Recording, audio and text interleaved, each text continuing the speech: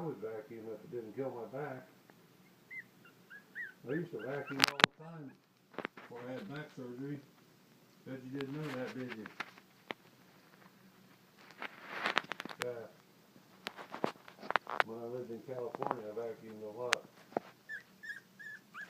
Whenever I had a chance.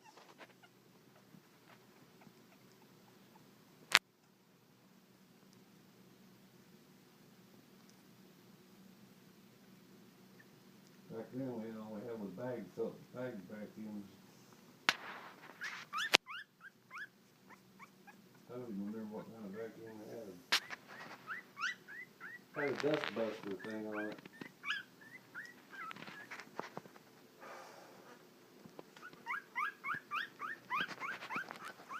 With a little hand vacuum mounted on it.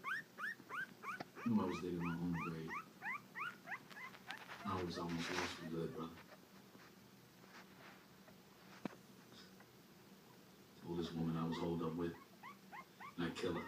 She made a sound. And I scared her, but I terrified myself. Mostly because I would not do it. I was digging my own grave. If I let her go, in case something happened, and I realized she was something. That woman was my salvation. She's salvation, how's that? Just hit me.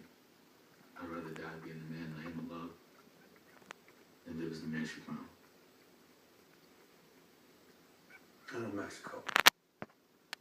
Denying that guy's last rites. Hey, that wasn't you, man. That was me. I know how hard that was on you, and I should have been there for you, and I wasn't. You were when you marched your ass over that damn mountain to come save me. And my soul a mess. No brother left behind. Amen. Amen. That's right.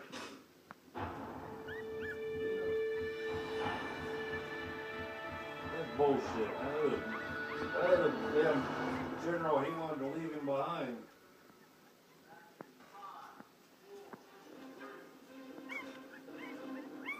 I'm pleased to be joined by Ash Spencer, former Navy SEAL and author of the best-selling book, The Man Behind the Myth. Welcome. It's an absolute honor to be here, Patty. Speaking about an American hero that your audience most likely has never heard of, Brett Swan. Brett is the former Navy SEAL who recently took his own life.